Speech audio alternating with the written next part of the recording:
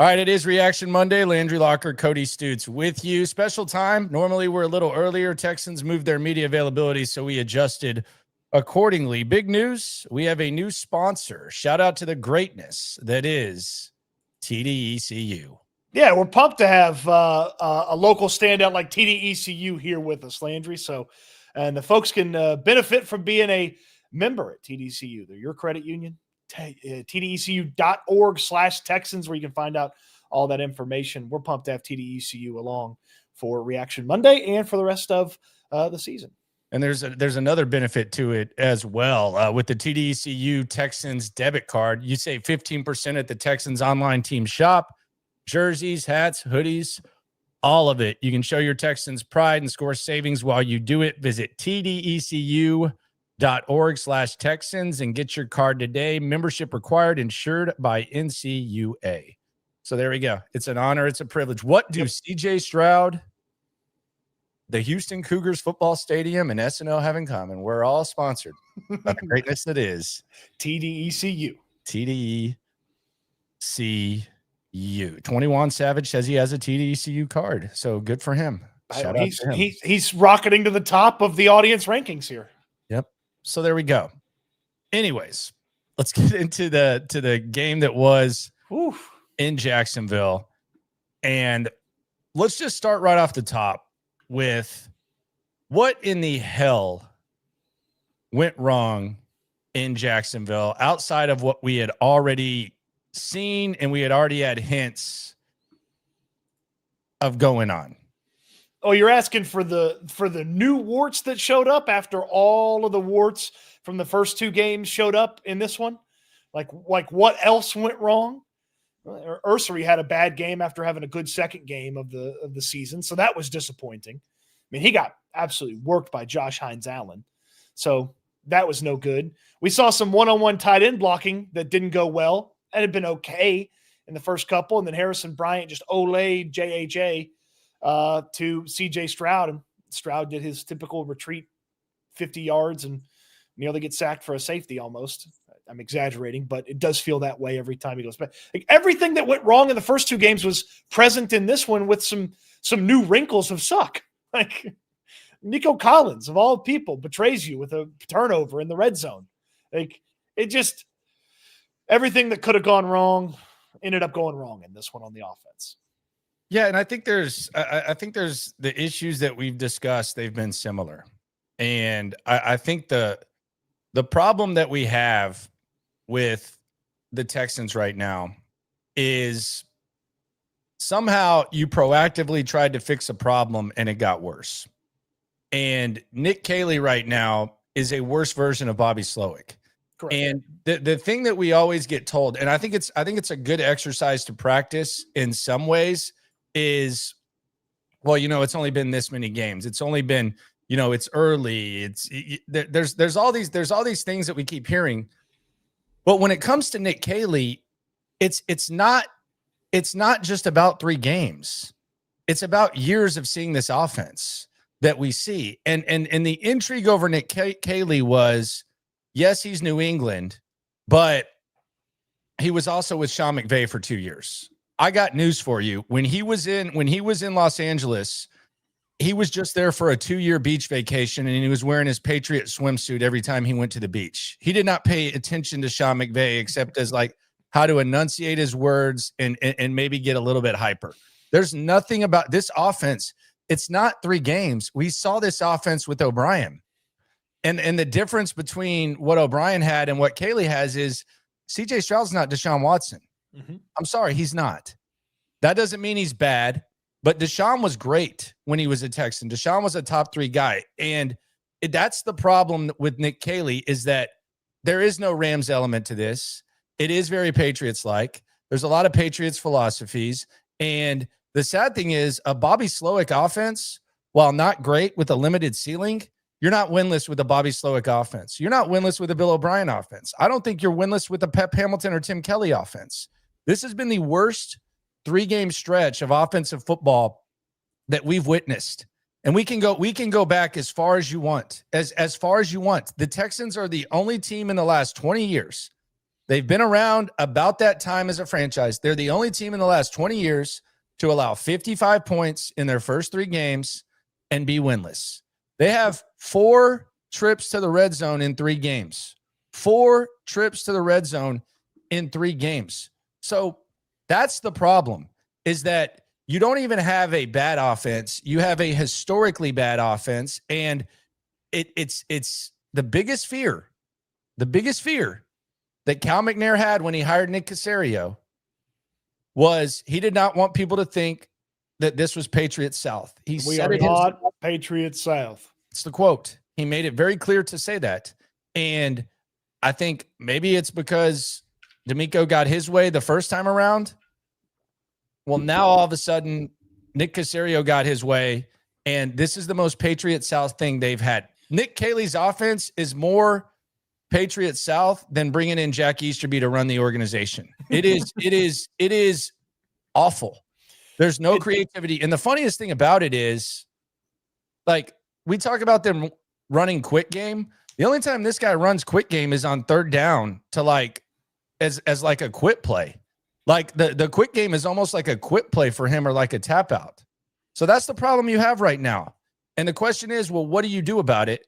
I think eventually we're going to get to the point where we got with Bobby, where even last year with Bobby Slowick, there was times where, oh, they'll figure it out. And we were hearing a lot of the same things. We're close and we trust our process. And I know these guys can get it done. And you knew that it wasn't going to work. It's very early, but I've already got that feeling with Nick Caley because there's nothing Rams about what he does and the way he operates this offense. And again, we've seen what that looks like.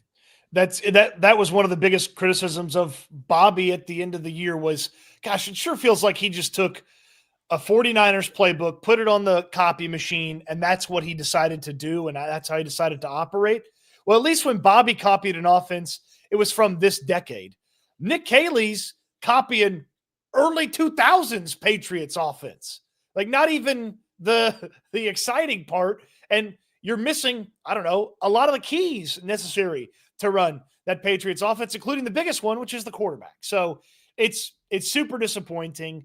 Again, the elements that were promised, the elements that were talked about, the elements that we saw from the preseason are more often than not absent from this offense.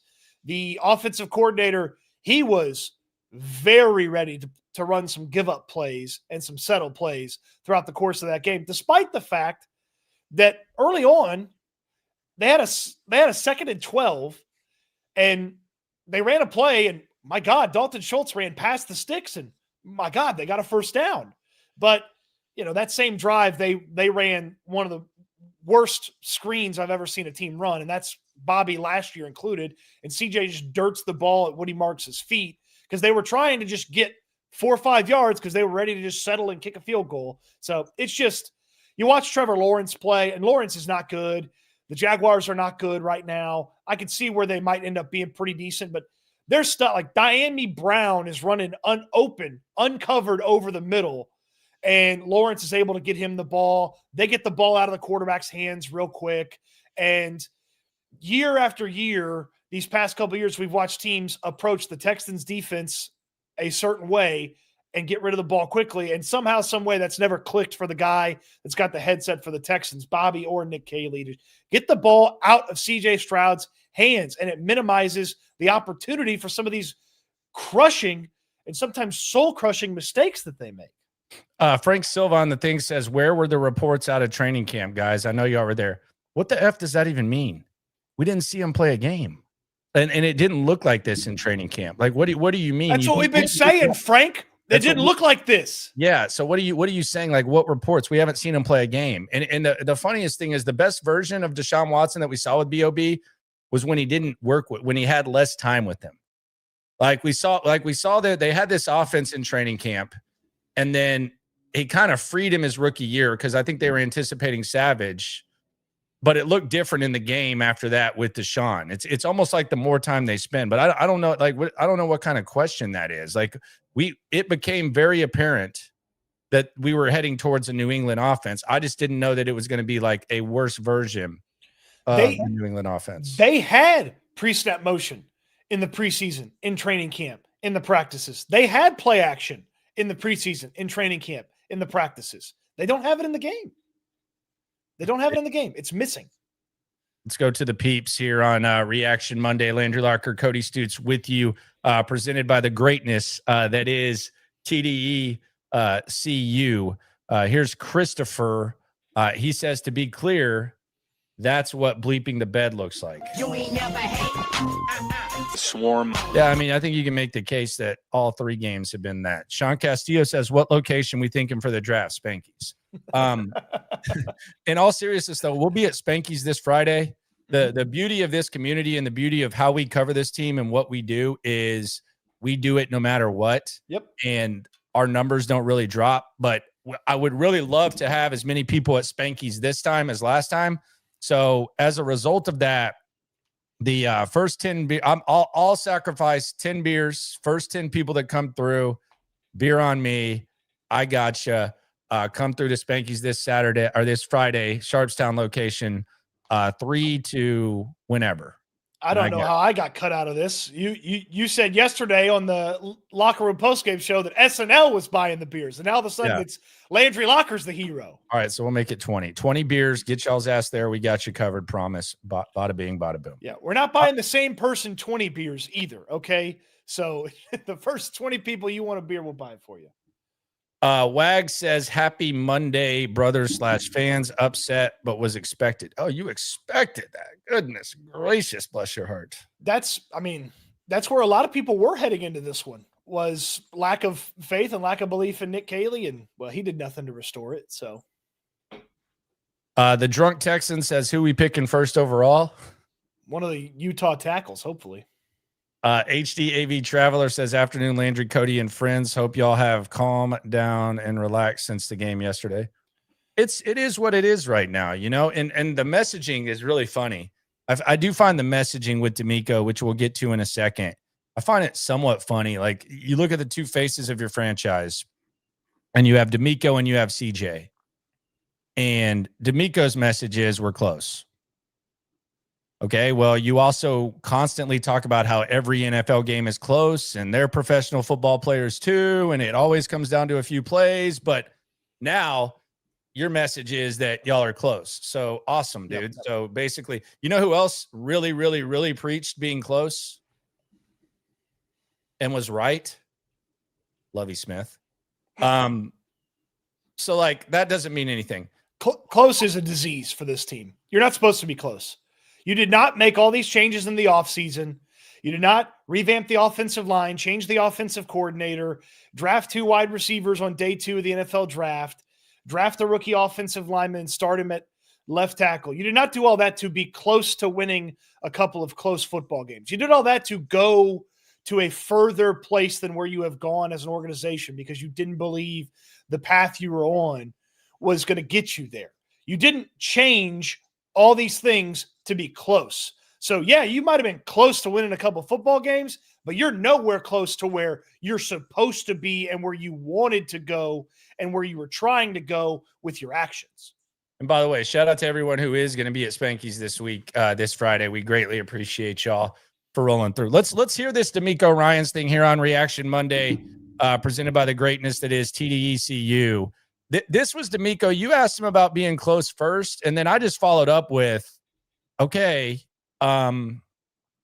you also said last week that every NFL game is close. So, like, is this supposed to be something optimistic? Like, lay it out for us, Coach. Demeco, when you say you're close, are you close to turning those close games into wins, or are you close to where you want? Yeah, what I mean by close is we were close in our 3 games, right? We were there in the fourth quarter, right? We were close to finishing and closing those games out. But there are plays in each game that we've had these first 3 games that we didn't finish and win the game. So I'm not talking about close as a team, I'm talking about winning the football game. That's what we're here to do. We're here to win football games. We've been in position to win those games, and we have not won the game. So we got to find a way to win the game. Right? We got to make the plays in the fourth quarter of the games we've been in. We got to make those plays to put us in position and to just ultimately to win the football game. That's what we're here to do, right? That's what we work tirelessly and hard for, is to win football games. So the games have been close. We've been right there in the games, right? It's so we just got to find a way to get it done. All right, so I asked the follow-up because that it's contradictory. The word is confusing. The word, like, maybe you can pick any C word you want. But you constantly lecture us that everybody, and rightfully so, I agree with you. I mean, I see the betting lines. I see how close. I mean, the Browns beat the Packers yesterday, but like, you constantly say that every NFL team, they're all professional football players and all the games are always close. And then on a season in which you have these high expectations, you sound like Lovey Smith, and you're kind of stating the obvious. So here is Demeco Ryans, the follow-up from me about, can you make some sense of that, Coach? We talk about most games, and I think we even talked about it with you last week. Most games in the NFL are close, and it comes down to a couple of plays. So is being close encouraging, or is that just kind of a league-wide thing? Like, No, it's not encouraging to being close. We want to win games. It's not about being close. That's just stating the facts, or stating the obvious of how the 3 games have played out, how those games have happened for us. But we're not here to just be close. We're here to win the football game. Okay. So what's your point then? Like, I'm confused by that, but I do have something that is developing now, though. Well, like, he could say factually they were close to winning the football game. That's fine. That's not a recipe for long-term success. Well, if they had won these 3 games, if they had made one more play and scored one more touchdown in each of these games, obviously Jacksonville would have been a tie if they kicked the extra point. But like, if they had won these games, you would still be like, "Whoa, this offense is yucky. Oh, this offensive line." So, like, the direction that they're headed, yeah, you're close to winning, but that's not a recipe that you can replicate. Like, teams are good at things, and then they are good at things constantly and consistently, and they take that throughout the course of their schedule. The Texans aren't any of those things right now. Well, and what Demeco's nickname has been like for the most of his career, right? It's Demeco with no O. No. Like his real nickname. Oh, Not the one here. Cap. Yeah, well, if he's just going to state the obvious, then it's only natural that he's now Cap Obvious.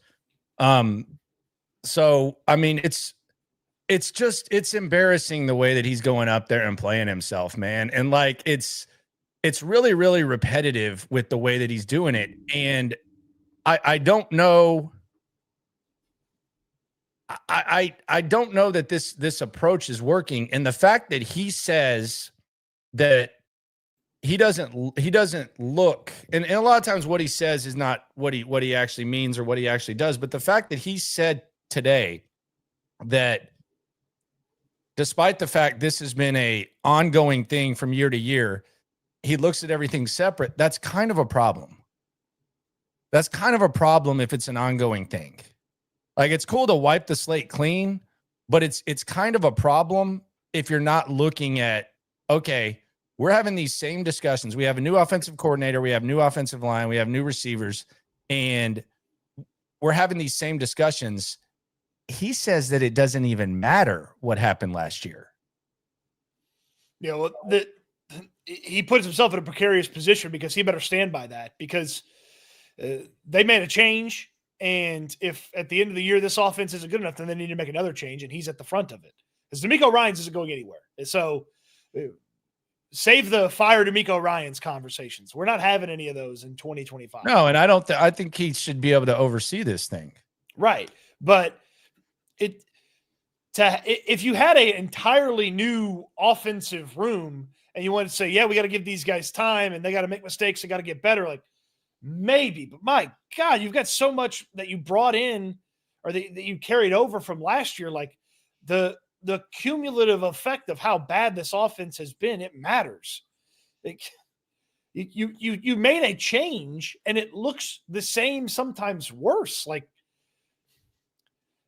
compare it to whatever the hell you want. It's not good enough. And we'll get into the game in a sec, but this is the quote that I'm talking about with Demeco Ryans, where I just asked, do you have a better grasp of perhaps getting out of this offensive funk this year compared to last? And he said something I asked to follow up, and I think this led to even more confusion than we'd originally thought. Confident that last year we kind of had similar struggles, or you guys had similar struggles on offense. Do you feel confident now dealing with it that you're in better position to oversee it than you were last year? For me, right now with our team, like when you go through each team, like no matter what year it is, like each team has it's faced with its own adversity and different issues that arise. So for me as the head coach, it's a matter of, hey, different set of problems, different set of challenges, and I'm up for it. It's not different though. Like that's the problem I'm having, Cody. It's not different. It's the same. Yeah, the offensive line's not good enough. The offensive coordinator's not good enough. The receivers can't get open. Yeah, the tight ends can't block. It's different things, but it's the same. The rushing attack's inconsistent. That's why I'm here. Like that's how we'll attack it. We'll get it all corrected, and we'll get this thing going in the right direction. Does this feel different though? I don't compare year to year for me. I said this is a different year. 2023, completely different team. 2024, completely different team. We're here. We have different issues here in 2025, but we attack it the right way. We attack it with the right attitude, and we're gonna get the thing rolling in the right direction. Okay. The issues are the same though. Like the offensive coordinator's an uninventive play caller who gets no rhythm and no consistency out of this offense. The offensive line's not good enough. The running game's inconsistent. The tight ends can't block one-on-one. The wide receivers can't get open. But here's my thing. Like, there's a real arrogance with some bad football coaches. And I'm not saying he's a bad football coach. But like, there's a real arrogance with football coaches. I won't even say bad football coaches. Some football coaches and some general managers where they think quite highly of their process. Even when it's bad, and even when there's an extended period of it being bad, they think really highly of their process. Like Nick Caley last week said, yeah, and our process is great, and I trust our process and all that. And Demeco, our intent. Yeah, and the intent and like the process and stuff. But like, why would you? Doesn't it seem like anything in life that you kind of look at the process? Like if you're not getting good sleep, like do you look at the process? And I promise this isn't a man asleep thing. That's on the other channel. I promise I'm not about to drop that commercial on you. This is real. But like if you're not getting good sleep, like do you look at like maybe what you would do if you're not getting results and you don't have good energy? Like, do you not look at it like why is he so confident and Nick Caley so confident and Nick Caserio so confident in their process? And that's the other thing. Like we can get to Caserio later, but there's a problem there with him. They didn't have anybody that could help Bobby solve the problems last year. They had problems. Nobody in that building on offense could help Bobby solve the problems. Damn it, Bobby. There's one new voice in the offensive room. One, Jerry Shulpinski, who also is a former Patriots guy with John Carroll connections. So they didn't have anybody that could help Bobby last year. Nick Caley's facing the same issues, and it's up to Nick Caley to fix it because all the same guys are still there. The wide receivers can't get open. Wide receiver coach is the same. Tight ends can't block one-on-one. Tight ends coach is the same. The running backs are inconsistent. Running backs coach is the same. They promoted an offensive line coach that was in the room last year. There's nobody that's coming to save Nick Caley. It's up to him to figure it out. And through 3 weeks, he does not look like he can figure it out. That's the scariest part about this. The quarterback coach is the same. Everything's the same except for Nick Caley and a buddy of his that he brought over that he coached with in New England and LA. Like nobody's coming to save them. So like the guys in the mirror are the one that have to fix it. And they did not do anything to help Bobby fix it last year. So it's up to Nick Caley and it's up to Jerry Shulpinski, and it's up to Cole Popovich, who are the only three new things about this offensive room to help fix this offense where they can do it. And then it's up to the players to go out there and do with what they can with what Caley comes up with. But through 3 weeks, he doesn't look like he's got any answers. It is Reaction Monday presented by TDECU. Shout out to TDECU for sponsoring the show. If you're ready to upgrade your game day gear with a TDECU Texans debit card, you save 15%. The Texans online team shop, jerseys, hats, hoodies, no matter your look, it's all 15% off. Show your Texans pride and score savings while doing it. Visit tdecu.org/Texans. Get your card today. Membership required, insured by NCUA. And I always think the best time to wear the team gear is when they're down. That was always like my dad's rule. When they lose, you got to rock the jersey on Monday. So this is the time to get that. But TDECU is always a good thing, whether you're using it to purchase Texans gear or not. Here's the thing. Your favorite shirt's not working. Get a new favorite shirt and get 15% off.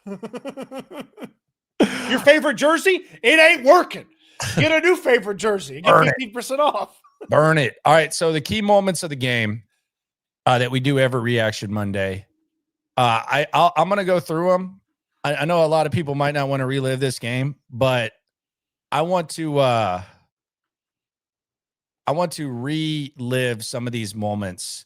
And I thought early on in the game, there were a couple of things that happened that I think kind of stick out. That the special teams actually kind of bailed the offense out by pinning the Jags deep inside the one, or deep inside their own territory. And then the defense got the ball right back to the offense, but then they keep depending on Kaimi Fairbairn to kick 50-plus yard field goals, and eventually that just kind of, you can't necessarily rely on that. And then the Jags early on capitalized. There was the pass interference on the high pass by Derek Stingley, who ended up leaving the game. And the Jags end up taking the lead. 7-blank. I think you missed a key moment because it sort of resonated with me. Okay. That 3rd and 12 screenplay to Woody Marks, that was CJ skipped it to him. Well, that was indicative of what the offense was going to do. It was going to be give up plays, and the quarterback wasn't going to be able to execute them.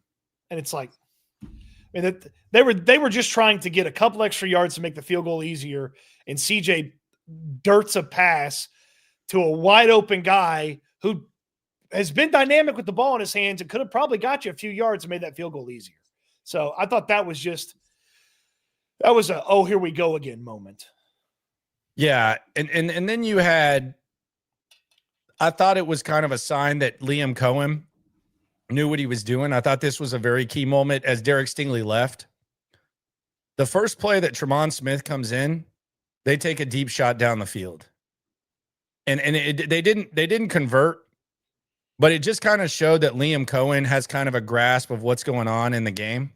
And he at least challenged Tremont Smith. And I thought Tremont Smith did a pretty good job holding up and played about as good as you would expect. Better than D'Angelo Ross, who, by the way, I think D'Angelo Ross for downing the punt inside the one, he might have got a lifetime contract with how much they like to keep him around.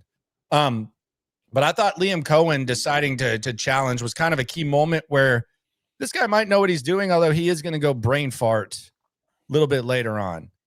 Then we kind of got a little bit of a taste of CJ Stroud magic on the Texans' 4th drive.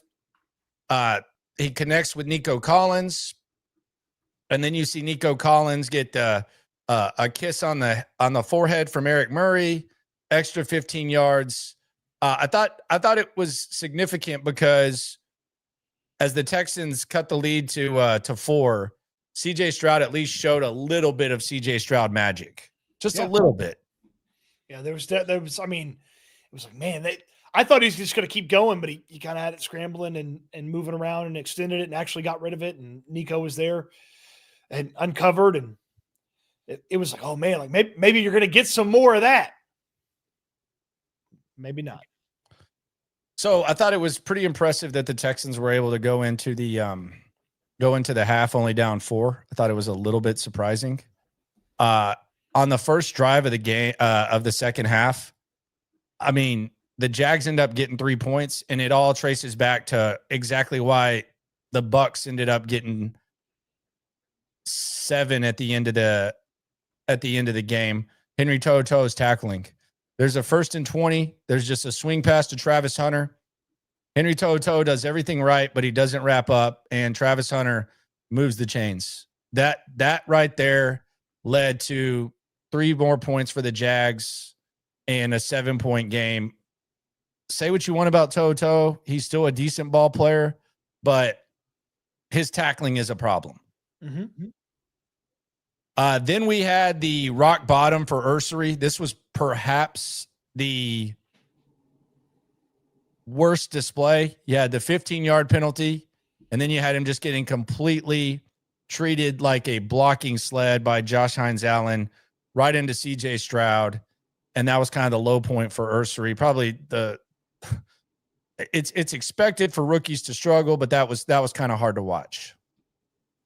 Yeah, Ursery had a really rough one in this one. And even one time they tried to go over there and send him some help, and Harrison Bryant screwed up, and Jakob Johnson was there looking like Shaq Mason, like, who do I block? And it was just disaster. Then you had the missed game winner by the Jags. And I say missed game winner because I don't know that the Texans are going to overcome a 2-possession lead. So the Jags missed the field goal, kind of give the Texans a little bit of life. And it looks like the Texans offense is kind of getting it going a little bit. 3rd and 2 at the start of the 4th, CJ finds Nico for 17. You're seeing what Nico Collins has going. And then the tempo kind of slows down. That was the moment where Demeco's yelling over in the direction of Nick Caley and the ref. He kind of, quote, explained what was going on today. I don't take Demeco at his word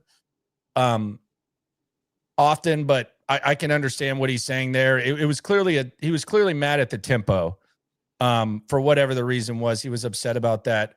But then on the very next play, CJ Stroud throws an interception, which Adam Archuleta was acting like it was like one of the best plays of all time. I didn't look at it that way. I actually think it was just a horribly bad throw and a horribly bad job at seeing a guy that is clearly right there. He made it seem like it was like Brian Flores and Bill Belichick collaboration of like disguise. I really didn't look at it and see it that way.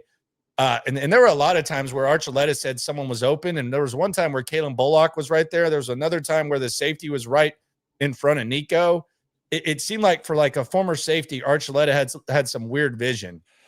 He's one of the worst broadcasters around. Him and Spiro Ditas, when they show up on your game, you're going to have if your team's not crushing the other team, you're going to have a miserable afternoon. And sure enough, the Texans are, screwing this one away. And I got to listen to Spiro Ditas and Adam Archuleta jack everything up constantly. They clearly don't know that Demeco calls the defense, because they talked about Matt Burke's defense. And Matt Burke's sitting there without even saying anything. They're like even zooming in on Matt Burke. He's not even saying anything. It's like it's horrible broadcast crew. And don't worry, you'll get them plenty here if this season keeps going to the crapper. All right, so then we go to that was a really bad interception. Like, no, it was bad. And it was really bad. You didn't. I don't know that it was even. I understand the interception was made, but like, even if that Jaguar just disappeared from humanity and just spontaneously combusted and wasn't there, it was still going to be a pass that wasn't on Christian Kirk like it needed to be to make a play. Awful. So then after that, you get a absolute gift. And I don't think this is being mentioned enough. I think there needs to be some nuance when it comes to talking about being close and instead of just simplifying it. Brian Thomas Jr. had one of the worst drops that you'll ever see. And it was kind of a theme with Jags receivers. They dropped probably 6 passes that Trevor Lawrence threw right on the money. Mm-hmm. And you didn't really see Trevor Lawrence pouting. You didn't see him sitting on the sidelines looking like his pup just died. Like, he kind of hung in there, even though he kind of went dumb as well and kind of returned the favor with Stroud. But that Brian Thomas Jr., the 3rd and 3 drop was as much of a gift as you could get. Texans didn't want the gift, though. because they get their 6 3-and-out on 10 series. 3rd and 9, Stroud kind of rolled out outside and then got dropped. But then the Texans got the gift of all gifts. And this would be one of a couple of gifts down the stretch. First, Henry To'oTo'o, we mentioned him missing the tackle on Travis Hunter. He did a good job of forcing an incompletion. He was there in coverage. So if I'm going to criticize Henry, I'm going to give him credit when he does that. And then you had Jalen Petrie just right there. Trevor Lawrence throws the interception right to him. And all of a sudden, the Texans, who look dead in the water, they have some life. And immediately the very next play, shot down the field, looked like perhaps a busted coverage. Nico Collins ties the game at 10. And suddenly the Texans, they have all the momentum in the world with that two-piece combo in a matter of seconds. Mm-hmm. I mean, just a great job by Petrie. He goes up there and gets it. The Texans take huge advantage of that busted coverage, and it's like, okay, a little bit of life. They've got something going their way. Like Uncle Mo's finally sitting on their side of the stadium. And it's like, can they capitalize on this? Can they do something with it? So then we go to a really dumb decision by Liam Cohen. I don't know what the hell he was thinking, but he decided that on 4th and 2 near midfield, he was going to go for it. And the Texans get the stop. Tim Settle, one of the best games of his season. And by the way, Demeco, you don't really question Demeco defensively, but why was Tommy Togei inactive? The most consistent player on the team was inactive the first 2 games. He's one of your best D tackles. Oh, yeah. And I don't feel like I have to tell him that, but I'll be honest, Mario Edwards, I didn't even know if he played yesterday. Mario Edwards gave them everything he had last year. He's been in the league 10 plus years, but that was another one that was really confusing where they didn't kind of churn the roster, but Tommy Togei needs to be active every single game day from this point forward. Yeah, Mario Edwards with another one of those. He played, but he didn't actually play because he didn't show up on the box score at all. So you have that. Then the Texans get the opportunity, and you have Christian Kirk moves the chains for 11 yards. And then this is just kind of like, I don't know what to make of this, because Nico Collins catches the ball. He fumbles inside the 20-yard line on a play that would have moved the chains. And part of you says, well, Nico's only fumbled, less like a couple times in his career. But this is the same thing that Dare Ogunbowale did. Different type of play. But my thing is this. Like in that situation, they have 1 timeout remaining to the Jags. You get the first down. There's no reason to even be fighting for the extra yards. I know that's how you play. But like, there's really no reason. Like, you should be holding this almost like it's like a life possession, especially given what happened with Dare Ogunbowale. So I know ish happens, and Devin Lloyd is a good player, but like, is there any extra like coaching? And a lot of times this comes from the quarterback in the huddle. Hey, get the first down, protect the football. Get the first down, protect the football, or something like that. Because in that situation, a first down, I don't want to say it ends the game, but it's pretty damn close to ending the game. Makes it very difficult for Jacksonville. If Nico Collins goes inside the 10-yard line on that, he's almost doing them a favor. He's almost doing the Jags a favor. If he scores, he's almost doing the Jags a favor. And we saw the Texans eventually let them score. So I get that, it's Nico Collins. He's one of your best players, all that. But like, well, this is what happens twice in 3 weeks. There's something there. This is what happens when your offense has been absolute crap for 3 weeks. You get a player trying to do too much and putting the team at risk by trying to do too much. Like, Nico didn't need those extra yards. It's like you said, get the first down, boom, go down. Like, let's bleed this thing out. Let's bleed them out. Let's get Chubb and Woody in here, burn some of this clock, get Kaimi in here for the shorty. But when you're Nico Collins, you're like, man, like, this thing is on my back right now. He's trying to do too much by virtue of the stuff that's built up over the first 3 weeks of the season. And then we get to the Jags final drive. And this is where I think we need to kind of showcase Demeco Ryans and not doing any favors for the guy that we're criticizing the most in Nick Caley. Because with 2 minutes and 20 seconds left, Demeco Ryans uses one of his 3 timeouts. After a 7-yard gain on first down. That's the important thing. So a 7-yard gain, the Jags need 2 plays to get 3 yards. Chances are they're going to get that. So instead of letting it go down to the 2-minute warning, Demeco Ryans calls a timeout.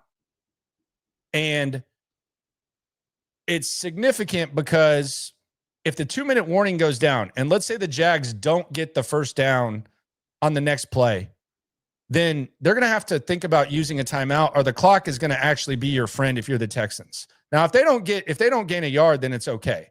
But Demeco Ryans calls timeout, and then he allows the Jags to run the ball without even having any consequence or even having to worry about stopping the clock. He basically gives them 2 clock stoppages when they only really had, he gives them 3 clock stoppages, when they only had 2, the 2-minute warning, which they were already forfeiting in their 1 timeout. So he calls that timeout. The Jags move the chains. We go to the 2-minute warning. Brian Thomas makes a cameo, and he ends up scoring. And then the Texans let them score, which I think was the right move, I guess. I think, well, it's definitely the right move if you only have 2 timeouts instead of 3. Like, like if you have 3 timeouts and they're at the 10, then you might not have to let them score because you could. But when you only have 2, then you let them score and whatever. So then we get to the 3rd and 1, and this is the play that everybody's talking about. And in between that, you had CJ Stroud using his legs to move the chain. I thought he did a fantastic job of that. You have Christian Kirk with a 4th and 3 catch across the middle. By the way, Christian Kirk perhaps open for a touchdown before the interception, like didn't even have a chance to catch the ball. I think maybe like if it were just a little bit catchable, you might have had a chance, but that's neither here nor there. But then you get to 3rd and 1. And on 3rd and 1, you only have 1 timeout instead of 2. And that changes the whole outlook of how you attack. And I keep hearing, well, the Texans, they took a deep shot and they left Ursery on an island.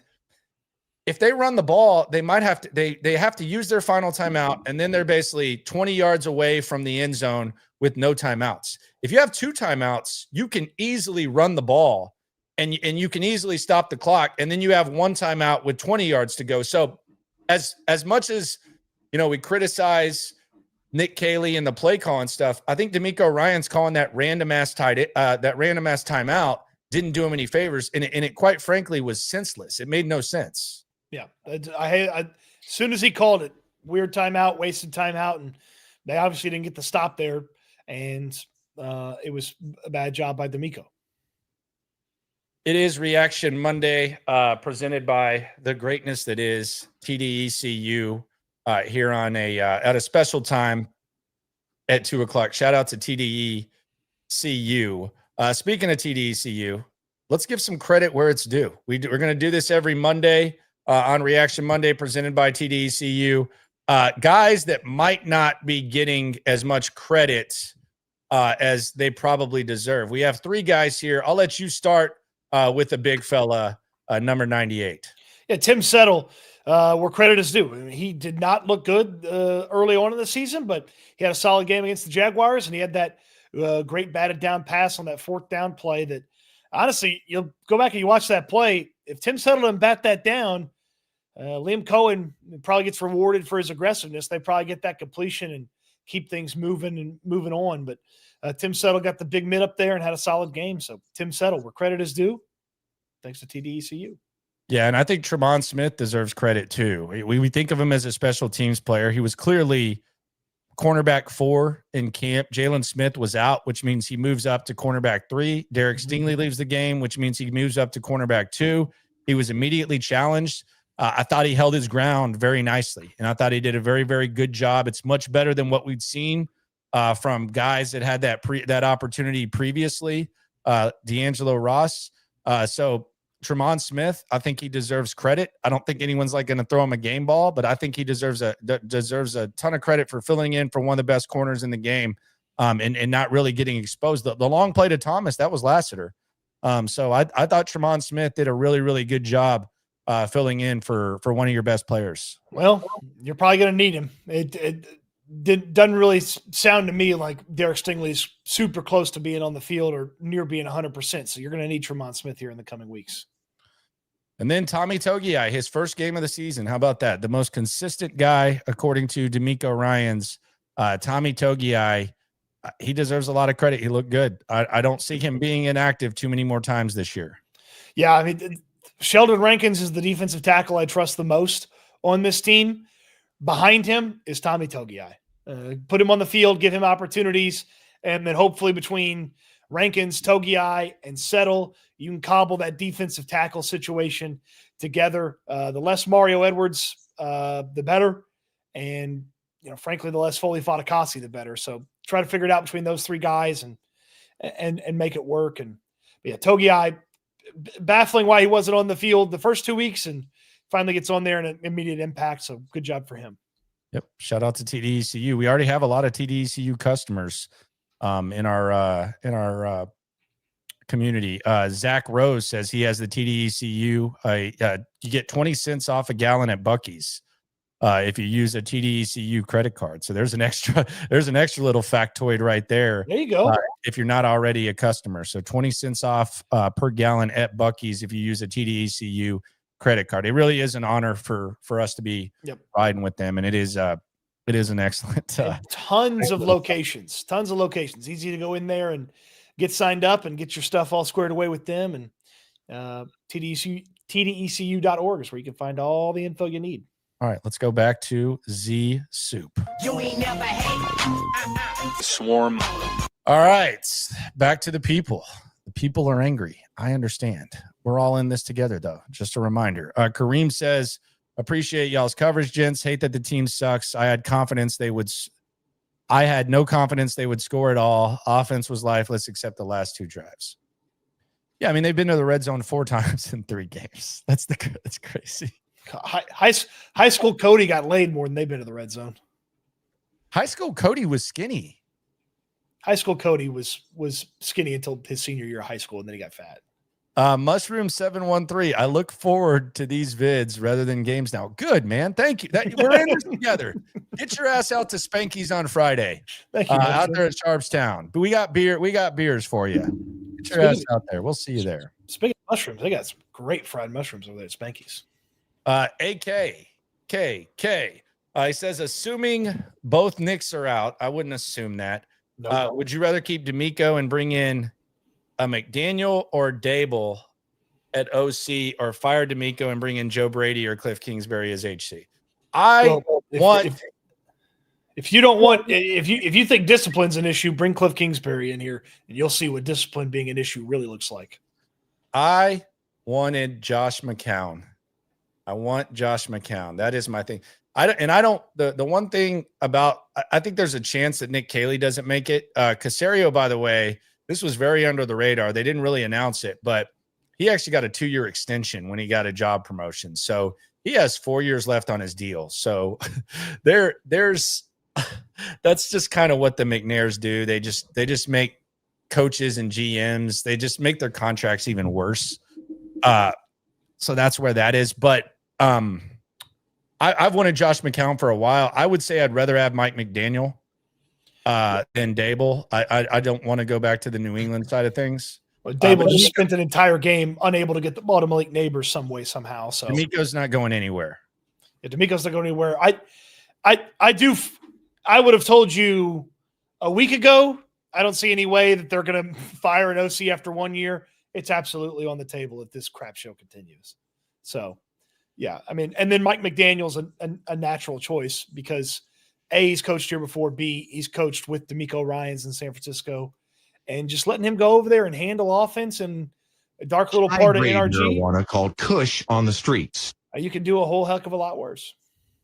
Chris Sloan says Demeco and CJ keep saying they're a couple plays close or a couple penalties close.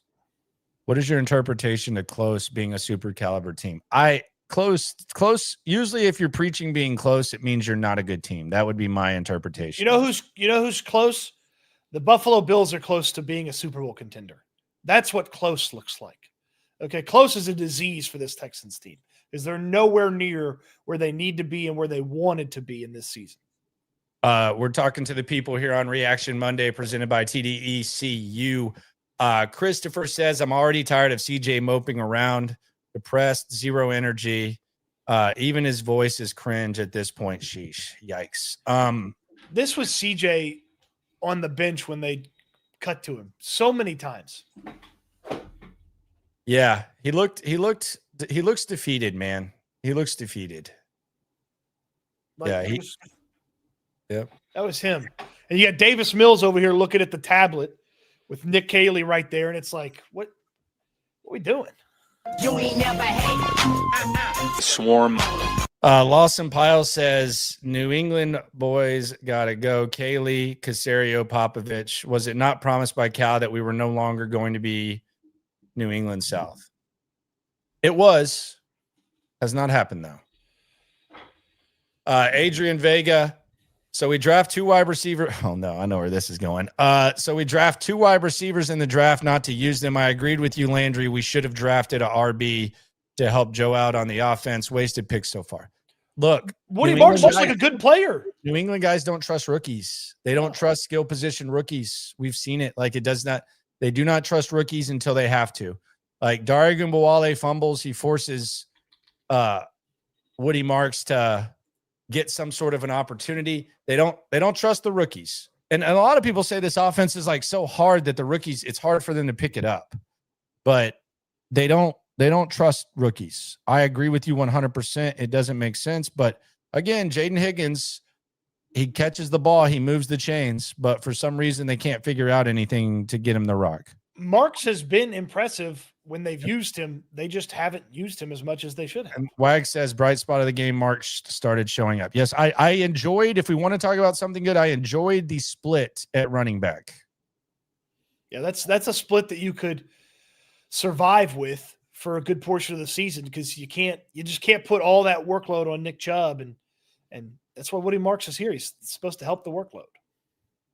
Chris Sloan says, Indiana Jones and the quest for MVP made NFL history to have 3+ TDs, 3 rushing TDs, and no turnovers in the first 3 weeks. Colts is the number 1 overall offense. Yeah, they punted for the first time this week. Mm-hmm.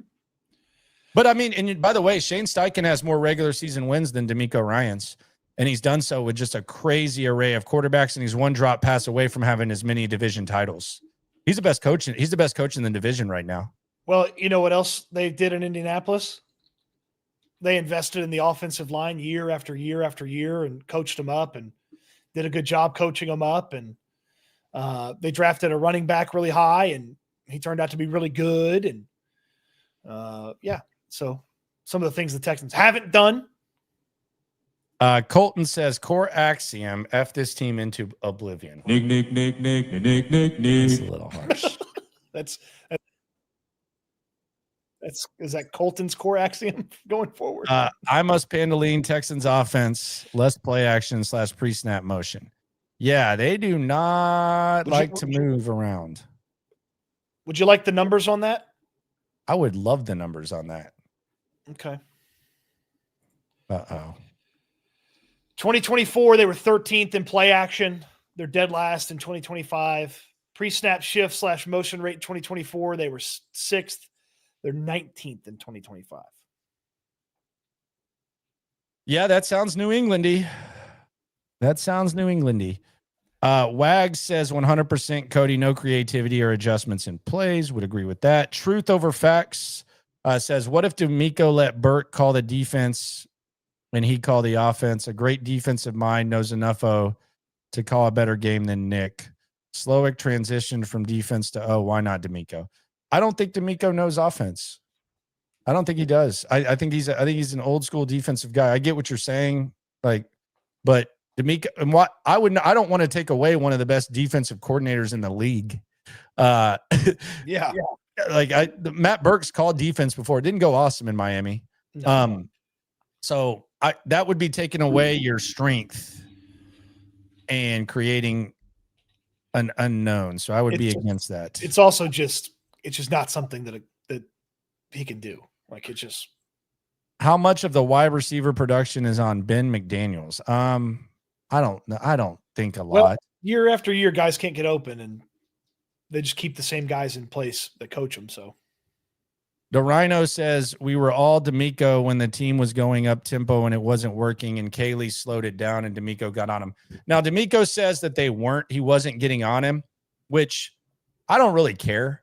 Like, I first of all, I think people wanted him to be yelling at Nick Caley because people are mad at Nick Caley, but he was clearly mad about the tempo, whether it was at Caley or the referee. So I really don't care. it also lends itself to like an issue that Nick Caley has throughout the course of the rest of calling the offense, is that he runs this offense like it's a car that has a misfire. It's like he's afraid to put the accelerator down. And when he does, let's go going a little fast here. Let's slow it down. God, the inconsistency, the stop and start nature. It's all crap we talked about with Bobby. Rich Boy J asks, he's going to put us on the spot. Do we believe it is Reaction Monday presented by TDECU? Do we believe he wasn't yelling at Caley? Yes, I do. Yeah, sure. I mean, it was definitely about the tempo. Like at the time I said he was yelling in the direction. I don't know why the tempo slowed down. But when I watch the video, I see the official turn his head, and then I see the official when it cuts to Demeco too. So I believe he was yelling at the official. Trill Kick X says Captain Kirk cannot save us. Captain Kirk, can you save me? Captain Kirk, I want to have your baby. Really didn't see him as much as I would have liked to have. And honestly, he had a chance to score a touchdown. It wasn't a catchable ball at the end of the game. It wasn't catchable. Dyson Pham says snap count needs to change. O-line getting bulldozed. What do you make of Demeco saying that they just want to look at Juice Scruggs? I knew you were going to do that. I mean, say what you want about Chris Strausser, the offensive line coach from last year. They've done some absolute bullshit on the offensive line through the first 3 weeks. They have one guy hurt, and they change everyone's position in week 1.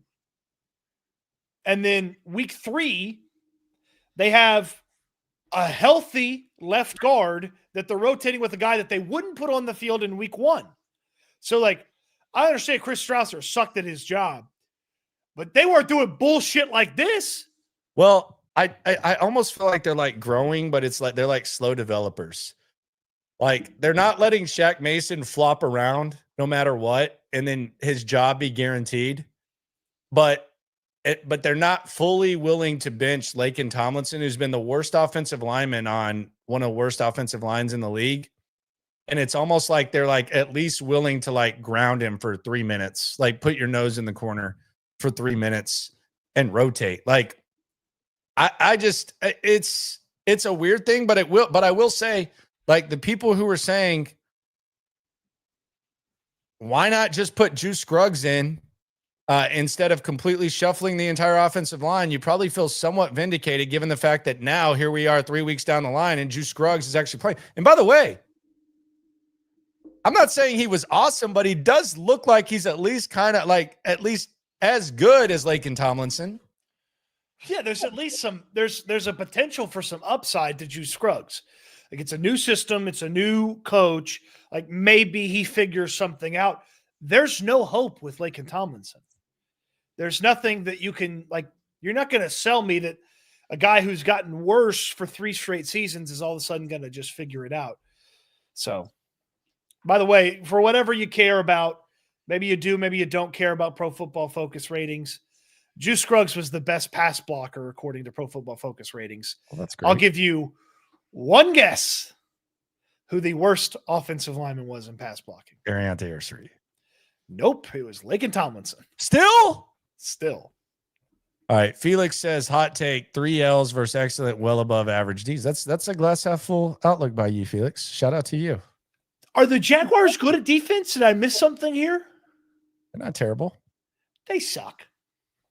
Amir says, honestly, never thought our offense could get worse than last year. CJ looks like a ghost, and Nick Caley calls horrific plays for the circumstances. Amir, you're spot on.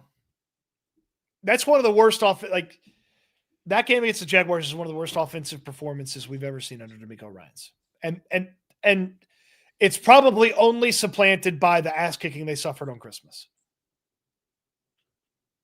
Trill Kick X says afterwards, after what loss would you fire Caley? I mean, if they are 0-5 with total offensive ineptitude at the bye week, you've got to think about it. Yeah, and I think you get a look at Gerard and just see what it looks like. And I mean, there's no guarantee that it's going to be good, better, anything, but like you've interviewed him, so just do that, figure that out. Yeah, but you'd be in the territory of anything is better than what we've had. ABC, anything but Caley would be where you would be at. Billy says we need everybody that touched the Patriots program to get out. New DC, proven play caller, college football or pros. I don't care. I don't need a proven play caller. I think I don't agree with that. Someone actually DM me. Someone that listens to the stream. If you're listening, my friend, shout out to you. He listens on his military base, and he kind of asked about the play caller. My whole thing is I don't care. JD, shout out to JD. I don't care about experienced play callers because every play caller has at one point been a first-time play caller.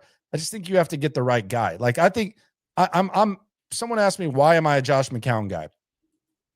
I don't think anyone in the world has the pipeline that Josh McCown has when it comes to potentially hiring a staff. I also think that it's been destiny for him to be a coach for a long time. And I don't think there's too many people walking this world that know more about football than Josh McCown. He's been in a number of buildings. In most of those buildings, he was considered an extra coach. I know Kevin O'Connell is the guy, but they revived Sam Darnold's career. They made Carson Wentz look good the other day, by the way. I know it was against the Bengals, but they did that. I don't care about being an experienced play caller because typically if you're an experienced play caller, that means that you've probably failed somewhere. So I don't care about that. I just want someone who has like a pipeline that knows what he's doing. Like I think you can make a case that CJ Stroud might miss Case Keenum and that perspective.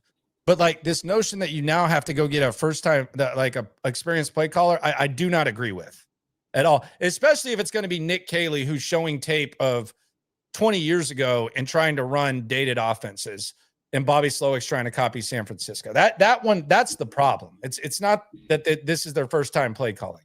My argument that is a benefit to a guy who's called plays before that a guy like Nick Caley doesn't have is when you're in a situation like this, Nick Caley doesn't have any experience to draw on for any answers. That'd be the only advantage that an experienced guy has. Like, well, I've been sucky before. I know how to not be sucky. Nick Caley's never been sucky before, and it seems like he doesn't know how to not be sucky. That being said, I kind of hope the Browns fire Kevin Stefanski, and I'd do anything to have him be the offensive coordinator. He's not coming as an offensive coordinator. That's a head coach. That's a 2-time coach of the year. I'd do anything. Okay, well, that's weird. Chris H says, does CJ not thank Jesus anymore? LOL, question mark. No. I mean, at the press conference, first thing, like just to answer without like elaborating, no, he doesn't. I mean, he hasn't done that for a while after doing it quite often the first year and a half or whatever. I don't know why. I just know he doesn't. I don't have any. Nobody's told me this. I don't know. My speculation is someone thought it was bad for his brand. Really? I don't know about that. He's still pretty open about it. I think it might just be forgetting or something. I mean, the guy, he just started forgetting to thank Jesus. I don't know, man. If I see Demeco milk dud head ass smile again, so people are tired of Demeco smiles now. That's kind of where we're at. That happens on Reaction Mondays, I guess. Wag says, I miss the days of Kubiak led offense. Those 2 seasons were really nice. Let's not romanticize the entire era like we do sometimes. You ain't never hate. Swarm. MHWE Nation says, I'm worried that even if this team somehow turns it around like 2018, which we all know that's not happening, nothing on this offense is going to change. I think it's really, really ironic that now all of a sudden Bill O'Brien's season, the season which propelled him to being king and being able to fire the GM and basically run this franchise into the ground, is now being something that they strive for. That is a tough thing to kind of look to and kind of rally around. That's tough. When I think about 2018, I just think about it. I like Demeco Ryans' answer about it today. When he was asked about 2018, this is what he had to say. I did not know that. So thanks for the history there. Okay. Which I feel like is you every time I give you some obnoxious history lesson about something. Like, I did not know that. Thanks for the history. Yeah, I did not know. Justin Pearson says, this was embarrassing, sad performance. I miss Bobby. Thanks, NFL gods. Is it Nick's O-line or CJ or the mix? Is Nick still here next year? Do we find a new QB next year? Does Mills start at some point? All right, let's go one for one here. Is it Nick's O-line or CJ or a mix? I would say it's a mix. Yeah, all these problems that they have on offense all fold into each other into an offensive suck. Yeah. Is Nick still here next year? Caley, I wouldn't bet on it at this point. If he's talking about Caserio, I don't believe Nick Caserio is going to get fired. Yeah, but I do think Nick Caserio, much like a coach gives up play calling when he sucks, he was very arrogant about his process of drafting offensive line and developing offensive line being questioned. He needs to give it up. Like, whatever it is, like, the process needs to change. I'm not out on Ursery. I just the overall outlook of the offensive line needs to change. The best offensive lineman they've ever brought in the building was George freaking Fant. Do we find a new QB next year? No. Does Mills start at some point? Probably not. I don't think it's the craziest thing in the world to think that Mills could play at some point. I just don't know that it's going to be because of a benching.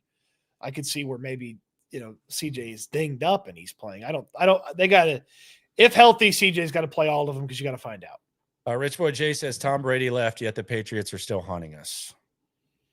That's been the case for years. Mark Cruz says, do you guys mind if we can take a picture Friday? Love the channel. I'm always listening and working at home. Big fan. Plus, you guys crack me up after a tough loss. Of course, man. Spankies, come through, take pictures, do whatever you want. Dog cuss us, do whatever you want to do. Just be at Spankies. 0-3. Don't stop. Don't give up on football season. Football hell. A lot of people saying this is football hell. Football hell is better than heaven when it's not football season. Let's just be honest. So we'll be in football hell together. We'll see you at Spankies, and it's never hellacious at Spankies. So we'll see you there. Dom in Jersey. God, where are we going here? Oh boy. He says Demeco's defense breaks at the end of games. CJ Gardner-Johnson sucks. All caps. I know it wouldn't change things, but the fans deserve answers on Mixon. Mixon's not coming back to a non-playoff team, by the way. You think Joe Mixon's going to bust his ass to get healthy for this? No, he is not going to risk the back end of his career for this. Like, they're probably going to have to right the ship a little bit. I don't even know if they're undefeated, if Joe Mixon would be back, but Joe Mixon coming back to a bad squad just doesn't make sense for him.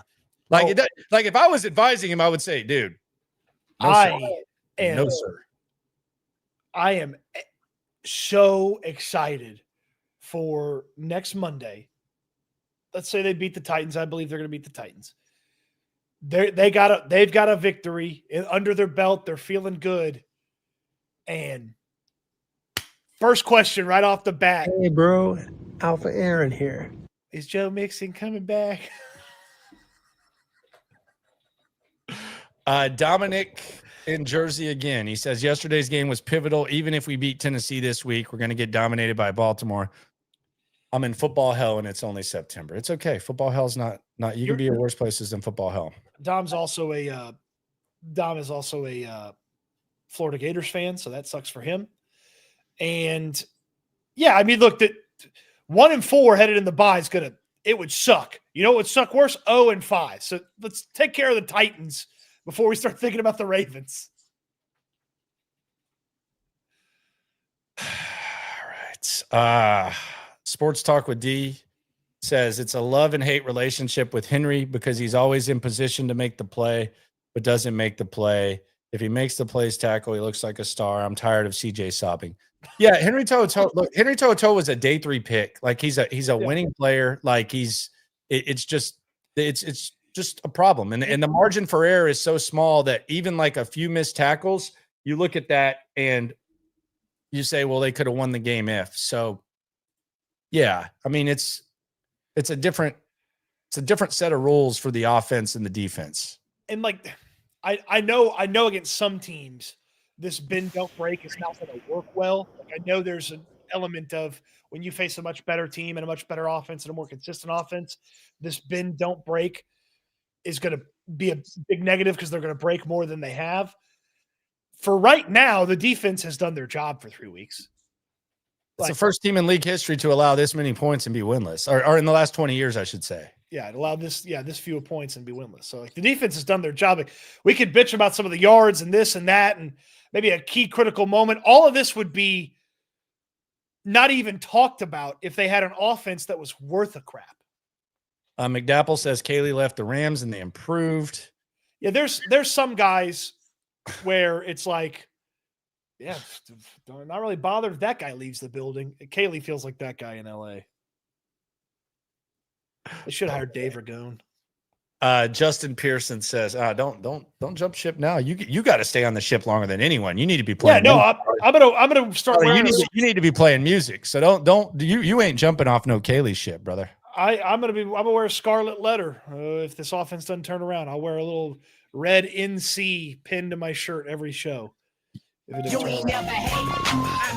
Swarm.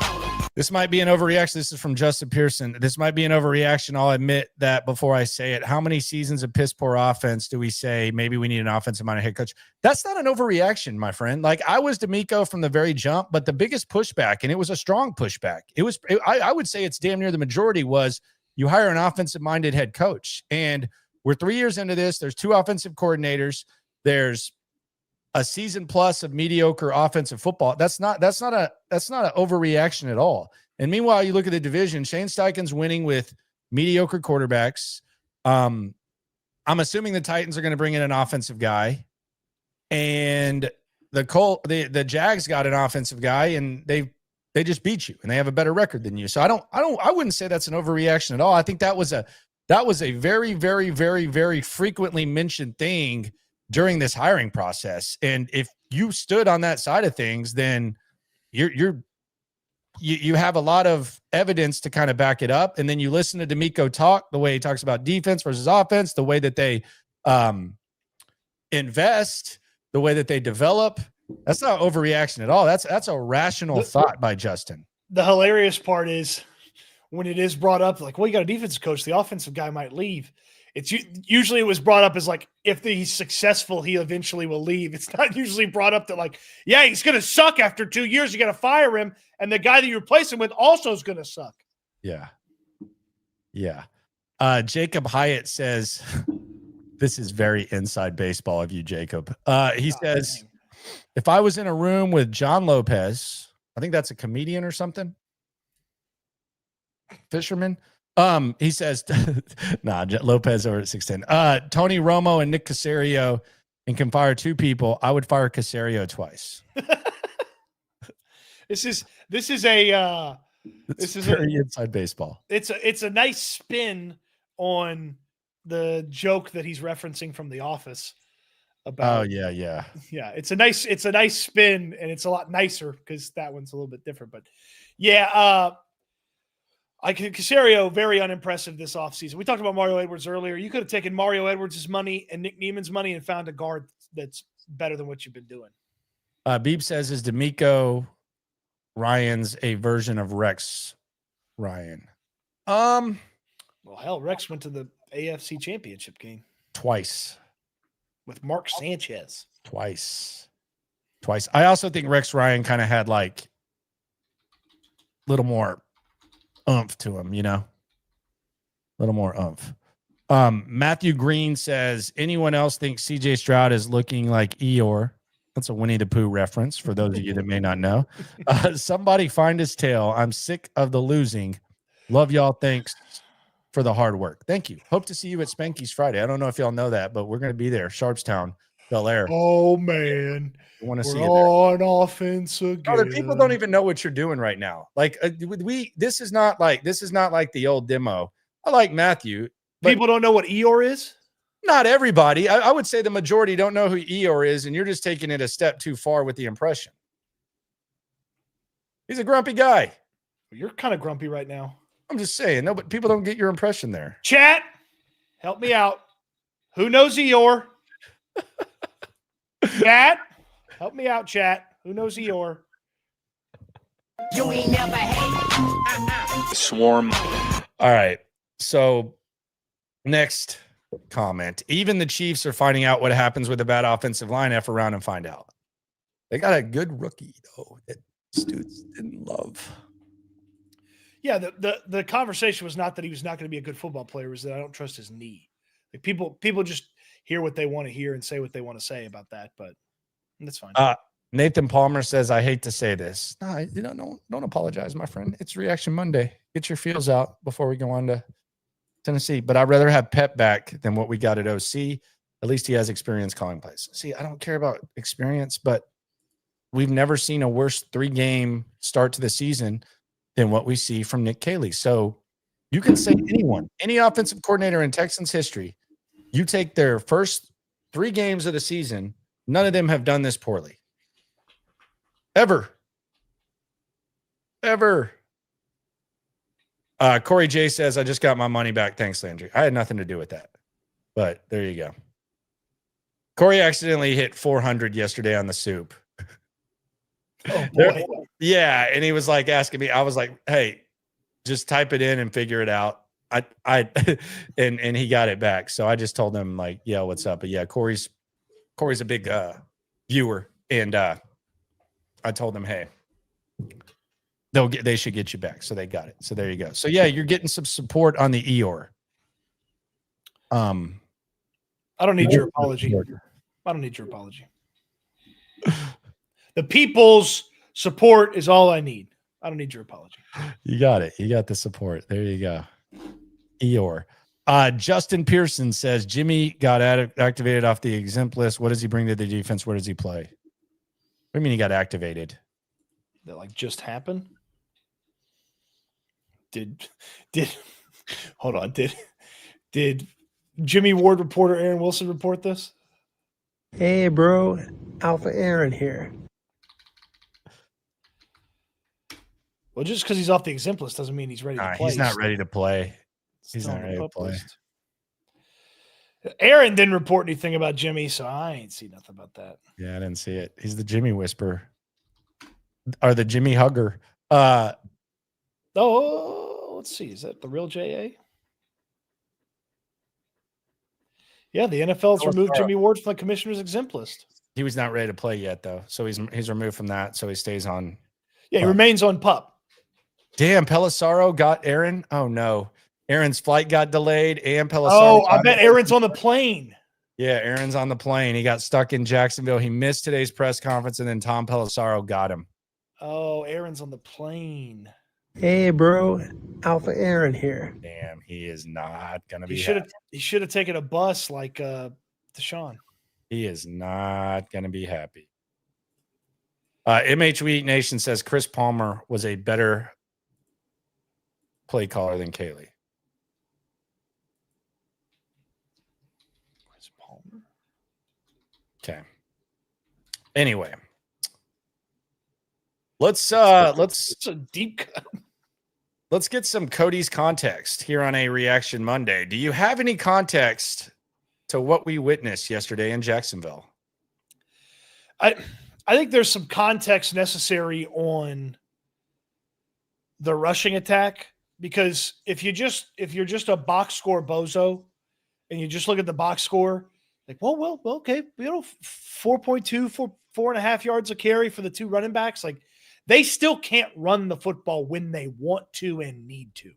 Like, they still have plays that go nowhere early in drives that put them in the dreaded unrecoverable from 2nd and longs and 3rd and longs. It's like they have some spurts where they get it going on the ground, but they still can't consistently push the pile and get things going on the ground to the level that they need. So while you might see 4.5 for Woody Marks and over 4 yards per carry for Nick Chubb, they still can't run the football the way they need to run the football. Yeah, and if I can I partake in Cody's context? Am I allowed to? You kind of partook in the landlocked big moments, which I fully endorse. I'm just making sure you're not going to ball hog this. Yeah, go for it. The Jags dropped a lot of passes. Like the Jags dropped a lot of passes. They did the Texans a lot of favors, and I think that needs to be mentioned when we start talking about close and we start talking about stuff like that. There were a lot of drop passes by the Jags. So I think that does need to be mentioned when we're talking about this. Yeah, I mean, they catch half those, and they might have blown the Texans out. Yep. So that's Cody's context here on Reaction Monday. Let's shout out the greatness that is TDECU once again. Shout out to TDECU for sponsoring. And again, get that card. We already have a lot of viewers who have it. Get that TDECU Texans debit card. You'll save 15% of the Texans online team shop. No matter what you want to rock, show your Texans pride and score savings while doing it. Visit TDECU.org/Texans to get your card today. Membership required, insured by NCUA. And that's just one of the many perks that they have. There's a reason that the Cougs work with them. There's a reason that CJ works with them. TDECU. Shout out to them. Absolutely. Get all the info you need on that link in the description down below. So check it out. All right, so let's go through the grades, and you can see these on Houston Football. Let's go through the grades here. How we would assess the Texans' performances position by position, and we might as well start at it, Cody. We might as well start at it. The quarterback, CJ Stroud. Where else do you start? The CJ Stroud assessment. I actually think a case can be made that you can maybe debate this was his best game of the year.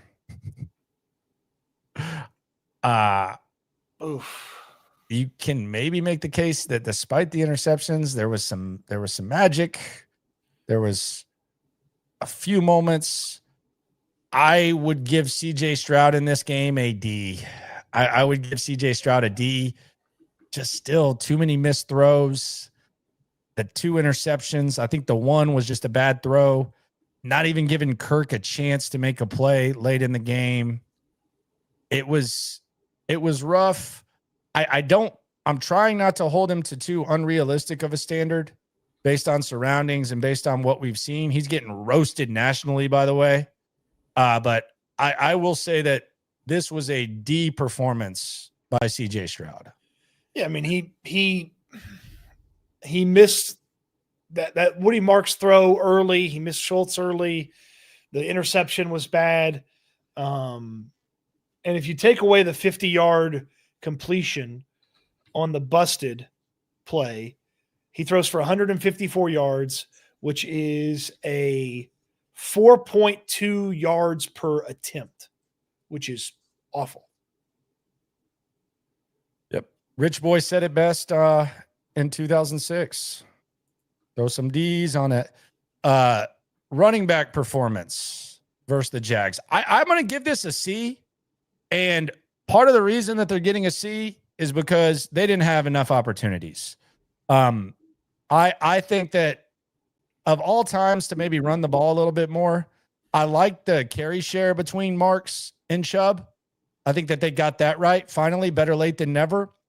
But I don't think they had enough of a chance to really get a great grade. It was a passing grade, but they weren't put in position by their teacher/coach to really do much more. /O-line to do much more. So, yes, C's fine. I probably would have snuck in maybe a C+. Wide receivers. The wide receivers versus the Jags. Nico Collins looked like Nico Collins for a while. He ended up fumbling away the game, if we're being honest. Christian Kirk, we saw some things, not a ton. And then the rookies, they're just not really a factor. They tried to run a play with Jalen Noel that got negated by a penalty.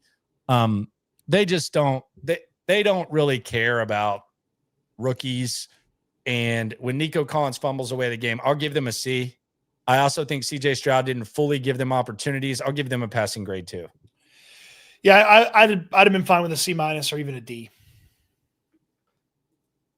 Then we go to tight end. By the way, a lot of people talking about Jimmy Ward. He's not active. He's just off just to be clear with people reacting to the news, he's not close to playing. Let me just make that clear. Not close to playing. Right? Yeah, he's still on the PUP list, so it's not like he's playing against the Titans. Yeah, he's just off the exempt list. He's on the PUP list still. Tight end performance, I actually give Dalton Schultz a B. I give Dag a B. Dalton and guys. The other guys are just there, but I thought Dalton Schultz took advantage of his opportunities. He kind of had an opportunity to make a big play too. CJ missed him on that. I thought Dalton Schultz, you'll take that performance by Dalton Schultz 9 times out of 10. Yeah, I mean, Dalton was good, but Harrison Bryant stinks, and Jakob Johnson was a net negative on offense. So they love him. I mean, he got a roster spot now. But Harrison Bryant, he's 2 years ago must have been an anomaly because he can't block. So stop doing that. That was always a weird thing. That's just people looking up and saying, just quoting stats. Like, he's not a blocker. Offensive line, D-. It could have been an F. I gave it a D-. I thought I'm giving Juice Scruggs credit. I think Juice Scruggs battled adversity very well. And at the very least, the guy that they brought in is worse than him. So there's that. So they brought in a guy that was worse than Juice Scruggs to replace Juice Scruggs. They brought in a veteran left tackle that can't beat out a struggling rookie left tackle, and they moved Titus Howard back to right tackle. Not great.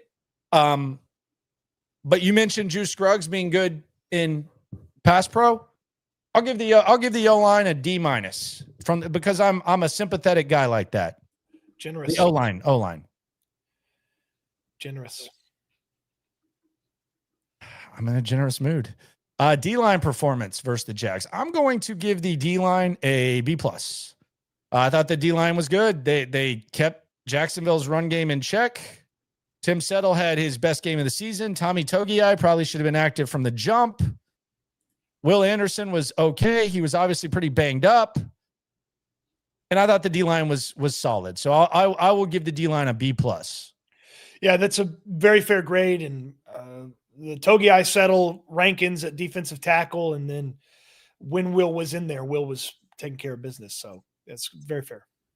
Linebackers get a C. Aziz Al-Shire, I thought he was the tone setter the whole time. He played well. Tackling remains an issue for Henry To'oTo'o. EJ Speed had a big missed tackle on a Trevor Lawrence scramble. And Christian Harris, man, I thought the linebacker depth would be a little bit more, but it's just kind of there. C. Yeah, the missed tackles have got to stop. The DBs, I would give the safeties a B+, in large part because of Jalen Petre's performance. He had the interception. CJ Gardner-Johnson, not awesome. Could have been worse. Corners, I will give them a B-. Tremont Smith held up nicely. There was the one kind of mistake by Kamari Lassiter, but I would give them a B-.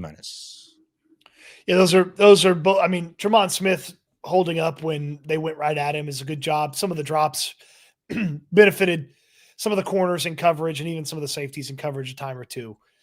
Petrie coming up with that interception in that big moment, that does a lot of the work there for the DBs. Special teams get a D. That was a bad performance overall by special teams. I don't know how this didn't get an F. Kaimi misses a field goal and Tommy Townsend forgets how to punt. I don't know how it's not an F. Just because they didn't screw up in the return game. Although Jalen Knoll did let a punt bounce over his head at the 15.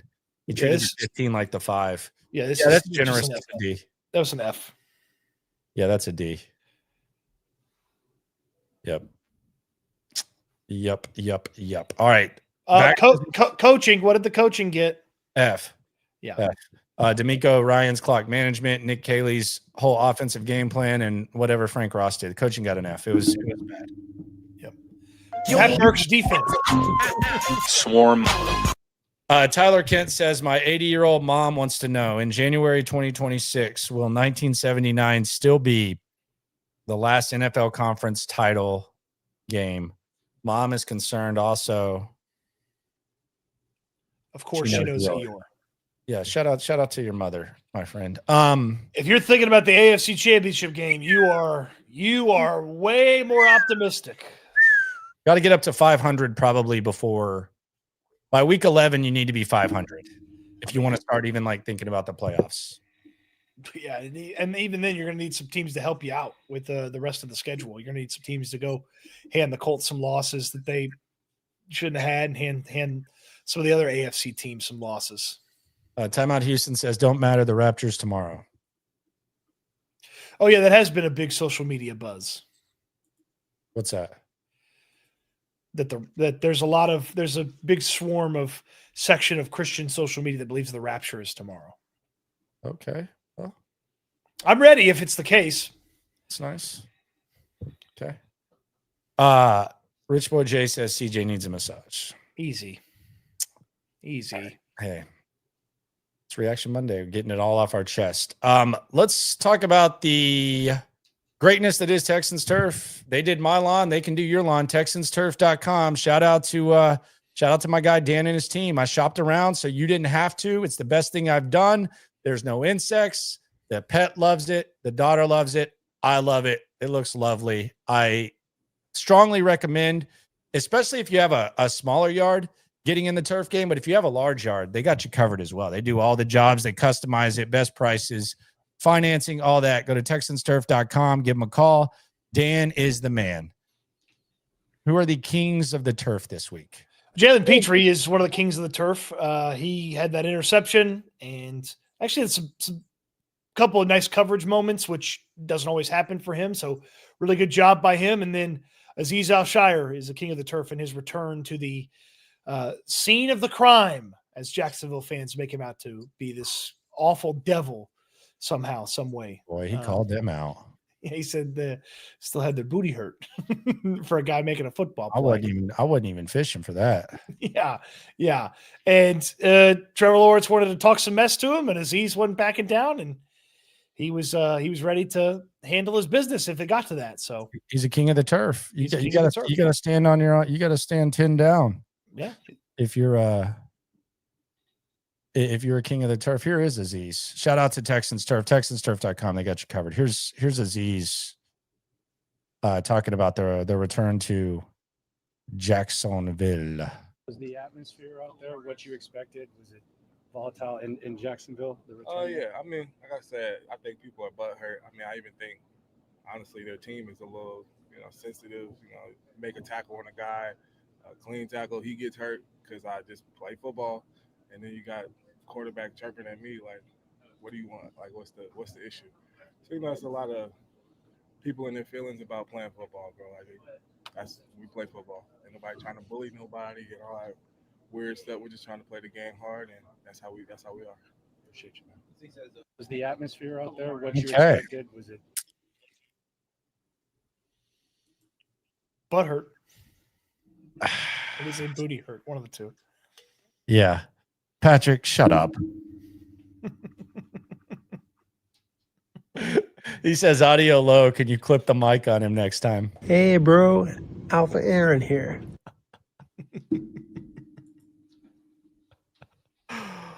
Oh, anyway.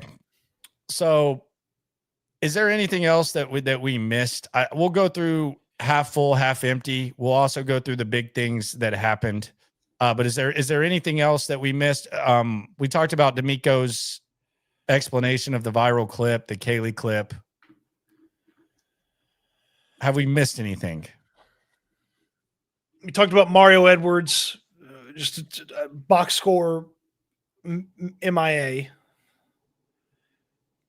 Man, they are just, if Stingley can't go, they are real thin in the secondary. Real thin. I thought Tremont Smith did a good job. Sure, he did. How long does that last? When you have a player like Tremont Smith, you have to put him on the field more and more and more. Eventually, the likelihood that it turns into a net negative is pretty high. So That's what I'm worried about. 2 targets for the rookies is totally unacceptable. I mean, it's the norm, bro. Like we just got to stop there. No, we do not have to stop. He needs to answer for it Thursday. Why do the rookies have 2 targets? Because if they're not good enough, he needs to say it. But we know they are. He's pleased with them, is what he'll say. He's pleased with them. He's just not going to do it. It's just where he's at. All right, half full, half empty. Give me. I want you to give me some half full stuff. Well, they've maybe figured out who the defensive tackles they could trust are. And that's Sheldon Rankins, which we've talked about for the first few weeks. And then Tim Settle bouncing back. And then Tommy Togei, shocker, the most consistent player in the preseason, looked consistent in the regular season. So I don't know why he was sitting. But, I think they figured out sort of the defensive tackle situation and who they trust there. And despite the disappointment overall, they still have a defense that's going to give people trouble. It's not going to be as good as we had hoped it was going to be, but they still have a defense that can give people some trouble. And I know a drop pass here and there, and it looks a lot different, but this is still a defense that a lot of games they're going to walk into, and they're going to have a pretty decent advantage over the opposing team. I would say the good news is you're playing the Titans. Like I thought it was from the game. I didn't know we could look ahead. No, I mean, you can do whatever you want, but I think it's good that you're playing the Titans. I think it's good that they're finally playing the right running backs. They got the right mix there, it appears, although maybe kind of a little bit larger slice of pie for Woody Marks would be good. And I agree with you on the defense. I think the defense is good. I mean, it would be nice if they could force some turnovers. They're not really forcing as many turnovers as you'd like to see, but I would say that's where I would go. Half empty, we've covered. So, I mean, you're 0-3, blah, blah, blah. We know that. The big stories, obviously, the Nick Caley experience not going good. Do you have hope for Nick Caley? For me, the answer is no. He's not giving you any reason to have hope. I mean, the way it would – I think Tim Settle said this to Alpha Aaron. Only way to go is from here is up. And it's like, well, I thought that going into the Jaguars game, and somehow they looked worse.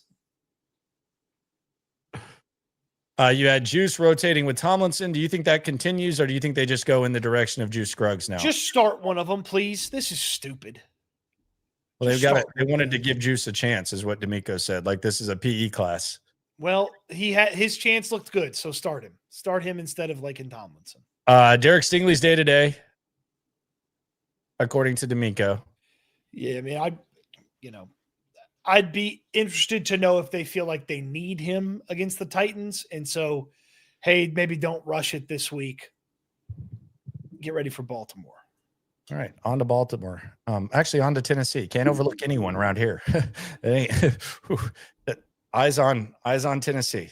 Texans open, I think, as a 7-point favorite. So there's that. Maybe they can get the dub and they can figure some stuff out. And they are close, according to Demeco. Shout out to TDECU for sponsoring Reaction Monday.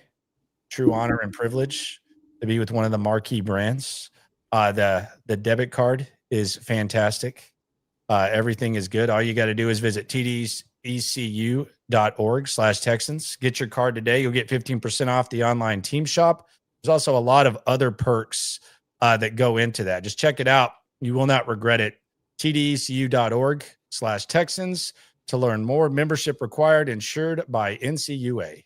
A ton of locations around Houston, wherever you are. It's not going to be a far drive to stop in, pop in, get signed up, and start reaping the benefits of being a member with TDECU. All right. Spankies this Friday. Texans Collective actually starts in 2 hours, so it's a quick turnaround for us. I'll be live at 10:30 as well, so there's a lot of streaming going on. I can't wait to see how Reggie defends Nick Caley. Is he going to? I'm kidding. It's not. Nobody's going to be defending Nick Caley. Is he going to? No. I'm intrigued. I've avoided those guys' opinions just for this, so I look forward to that. Appreciate everyone for coming through. Be sure to subscribe. Be sure to like. Be sure to ride along. Be sure to be at Spanky's on Friday, 3 to whenever. And during these times, it's very important to always remember, when I say it, I mean it. When it comes to this Texan stuff, we're all in it together. Did you get Zach here with the half full? We're close. Drake. Eat good, sleep good, be good. We'll talk Texans again soon. Thanks for watching, everybody. Eeyore, really? The people knew it.